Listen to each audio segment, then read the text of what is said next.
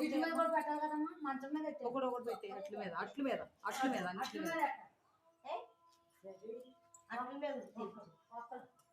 శుక్లాం వరదరా కాదు విఘ్నేశ్వరుడు చదువుతారా ఇంకా మామూలుగా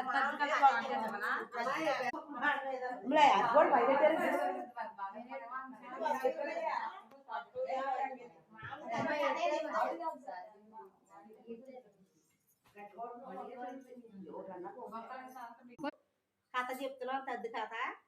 ఆడపెట్టండి అందరూ మాట్లాడకుండా ఒక గొల్లం రక్కమ్మ పువ్వు అన్నమ్మ పువ్వు అంటే ఏమనొద్దు ఒక కొమ్మ రక్కమ్మ ఒక ఆసో రక్కమ్మ గొల్లం రక్కమ్మ ఒక ముత్ర రక్కమ్మ ఒక తెలగా రక్కమ్మ ఒక కాపు రక్కమ్మ మొత్తం 7 రక్కమ్మలు అట్లా తద్దికి తద్దున్నారు పెళ్ళిళ్ళు లేకుండా తద్దుంటే పొద్దుకునేటప్పటికి ఆ పిల్లలకి నీరసాలు వచ్చి ఎక్కడ అక్కడ కొడుకున్నారు కొడుకుంటే 7 అన్నలకి ఒకటే చెల్లండి నీరసం వచ్చింది మనం 7 అన్నలు ఉన్నాము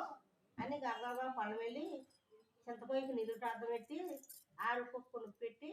ఇంటికొచ్చి అమ్మ చెల్లమ్మ లేదమ్మ అన్నాడు అన్నయ్య ఇంకా నిలవడలేదు నేను లేకనన్నాడు లేదమ్మా నిలబొడిచింది బయటికి రమ్మని బయటికి తీసుకొచ్చాడంట సూరమ్మ అదిగా అంటే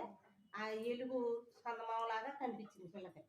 అప్పుడు తెప నీళ్ళెట్టుకెళ్ళి వారబోసి వచ్చి లోపలికి వచ్చి కొబ్బరికాయ కొట్టుకుని నూనె గెలిచింది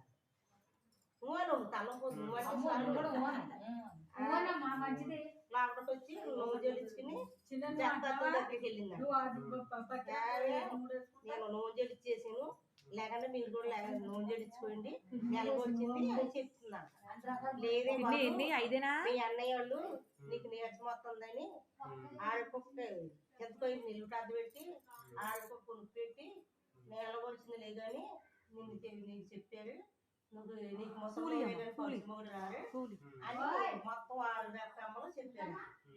చెప్పేదానికి వీళ్ళకి పాపం వచ్చేసి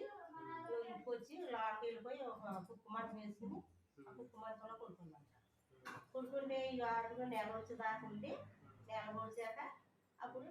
నూనె గెలిచారు నూనె గెలిచాక ఈ 6కి పెళ్ళిళ్ళు అయిపోయింది ఈ అమ్మాయికి ఎంత లెక్క దిగినా ముసలి అబ్బాయి కానీ ఖర్చు పిల్లలు దొరుకుతున్నారు 7 గ్రాములు 7 జ్వరాల జోళ్ళు చెప్పులు అడుగుకునేలాగా తీర్చాడు అయినా కుదరలేదు